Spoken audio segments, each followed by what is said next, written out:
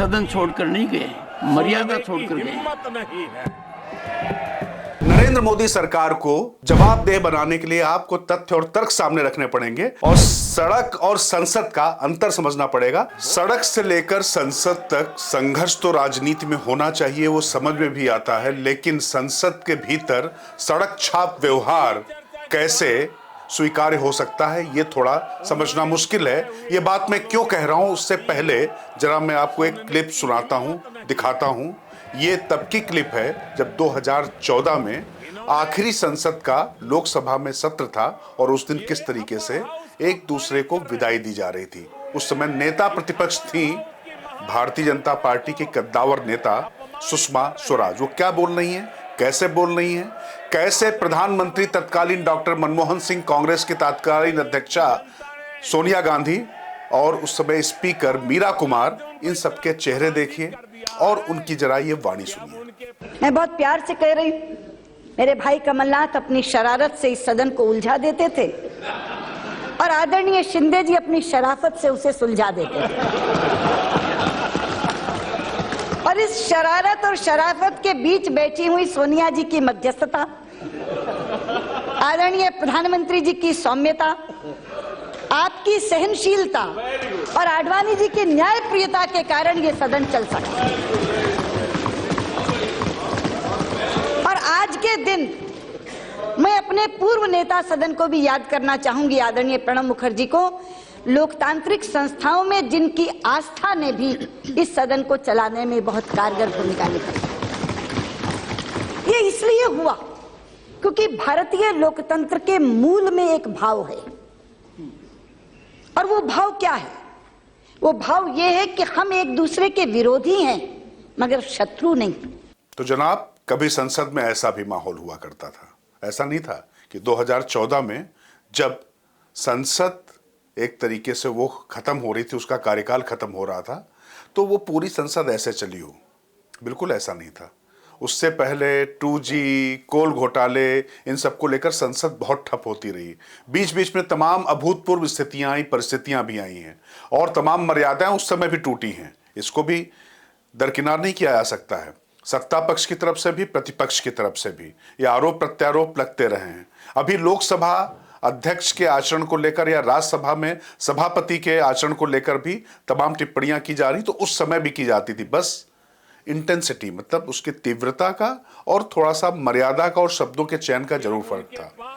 अब ये गिरावट का युग है या क्या कहें कि किस तरीके का संक्रमण काल है, लेकिन ये भाषा और ये सुनने के बाद खासतौर से संसद में जब कार्रवाई शुरू हो रही, नई सरकार बनी है, उसमें दोनों ही सदनों में जिस तरीके से आगाज हुआ है, अंजाम की कल्पना करना ही मुश्किल होता है।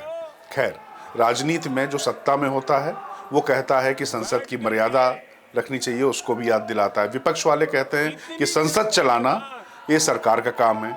इन्हीं सुषमा स्वराज जी ने भी, और अरुण जेटली उस समय राज्यसभा में नेता प्रतिपक्ष होते थे, तो वो साफ साफ कहते थे सदन चलाना सरकार का काम है, हमारा काम नहीं, हम तो विरोध करेंगे।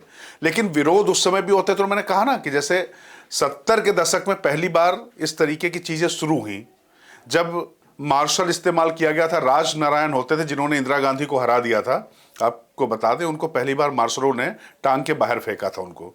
इसी तरीके से जब महिला आरक्षण विधेयक राज्यसभा में यूपीए की सरकार ने पारित कराया था और जिसके लिए कांग्रेस अध्यक्ष सोनिया गांधी और यूपीए के चेयरमैन पूरे समय वहां बैठी नहीं थी, उनकी तबीयत भी उस समय खराब हुई थी, लेकिन उस समय भी मार्शलों का इस्तेमाल करना पड़ा था। तमाम सांसदों पर कार्रवाई होती, वो समाजवादी पार्टी और दूसरे सांसद थे जो विरोध कर रहे थे महिला आरक्षण बिल का। खैर, इसके बाद मैं आपको बताऊं 2G और कोल जी, इन सब मसलों पे आपको बता चुका हूं। जब ये सरकार नरेंद्र मोदी की 2014 में बनी, तब भी खूब हंगामा हुआ। खासतौर से पहली बार जब ललित मोदी के मुद्दे पर राजस्थान के तत्कालीन मुख्यमंत्री वसुंधरा राजे और विदेश मंत्री रही सुषमा स्वराज को निशाने पर लिया गया। उनके इस्तीफे की मांग को लेकर सदन नहीं चलने दिया गया। उस समय भी राहुल गांधी नेता प्रतिपक्ष नहीं थे, लेकिन इस मुद्दे को सबसे ज्यादा मुखरता के साथ वही उठा रहे थे। खैर, जिस तरीके से उन्होंने यहां पर भी ये मुद्दा उठाया, वो मुद्दा उठाने का उनका हक है। लेकिन मैंने जब कहा कि संसद में जब भी व्यवधान हुए तब कुछ मुद्दे थे, जैसे बोफोर्स था, 2G था, सुषमा स्वराज या इनको हटाने का मुद्दा था, भ्रष्टाचार का मुद्दा था। अभी तो सरकार की शुरुआत हुई थी और हमने किसी भी लोकसभा या राज्यसभा में नेता प्रतिपक्ष को, मुझे नहीं याद आता है कि वो इस तरीके से अपने सांसदों को चिल्लाने के लिए और वेल में जाने की बात करें। मैं इस कुर्सी पर बैठकर इतना दुखी हूं कि भारत के संविधान का इतना बड़ा अपमान, इतना बड़ा मजाक। भारत का संविधान हाथ में रखने की किताब नहीं है, जीने की किताब है। मैं आशा करता हूं कि वो आत्मचिंतन करेंगे, मंथन करेंगे, अपने दिल को टटोलेंगे और कर्तव्य पर आएंगे। संसद में एक परंपरा होती थी कि सर्वश्रेष्ठ सांसद कौन है, जिसका आचरण ठीक रहा हो, जिसने प्रश्न पूछे हों, जिसको संसदीय आचरण कहते हैं। तो कई बार संसदीय मर्यादाएं जब उल्लंघन उनका होता है तो कहा जाता है कि विपक्ष की आवाज है, इसमें कोई दो राय नहीं है।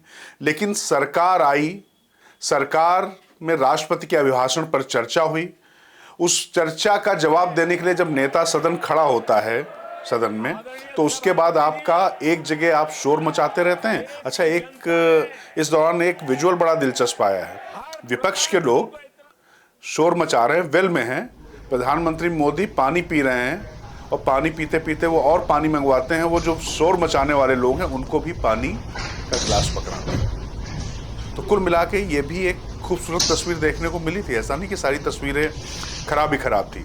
अब मैं इसमें विपक्ष पर आरोप नहीं लगा रहा, लेकिन विपक्ष ने जिस तरीके से इस मुद्दे को उठाया, क्योंकि मुझे ठीक से याद है कि तमाम मसलों पर जब नेता प्रतिपक्ष और जब बड़े नेता बोलते थे तो सरकार को असुविधा, जानते हैं कब होती है?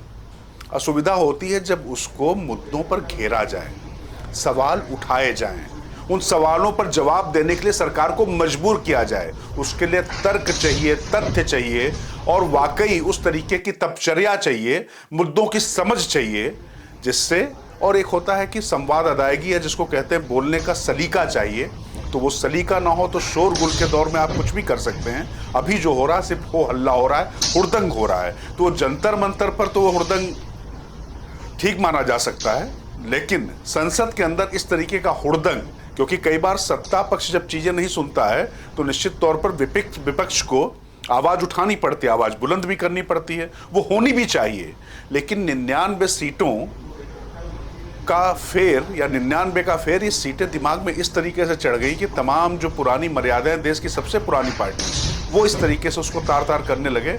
उसको न्याय संगत नहीं कहा जा सकता। जैसे हमने छोटे दलों को देखा है, सब बहुत करते रहे। मैं आपको बताऊं, तेलंगाना राष्ट्रवादी समिति जो बाद में BRS बन गई, भारत राष्ट्रवादी समिति, उसके KCR की पार्टी के लोग गुलाबी पगड़ी पहनकर सदन के अंदर बेल में कूद जाया करते थे। अकाली दल के लोग होते थे वो कूद जाया करते, शिवसेना के लोग, समाजवादी पार्टी के लोग इस तरीके की हरकतें करते थे। क्षेत्रीय जो दल होते थे, चूंकि उनकी संख्या कम होती थी, तो वो अपनी ताकत दिखाने के लिए अक्सर ऐसा करते थे। ऐसा नहीं है कि भारतीय जनता पार्टी के लोग भी वेल में नहीं गए होंगे या कांग्रेस के लोग पहले जब सत्ता में थे तो वेल में नहीं गए होंगे, लेकिन ये अभूतपूर्व स्थितियां होती थी। लेकिन इस तरीके से सुनियोजित अभी कोई टकराव नहीं था, कोई मुद्दों की बात नहीं थी। अभी तो सिर्फ पहले दिन से सरकार को ये बताना और ये जताना कि हम यहाँ हैं, ये नए नेता प्रतिपक्ष बनकर राहुल गांधी यहाँ पर आए हैं, वो इनको बताएंगे। हालांकि राहुल गांधी ने बहुत अच्छा भाषण दिया, जितना उनकी क्षमताएं लोग आंक रहे थे उससे वो बेहतर ही वहां पर निकले।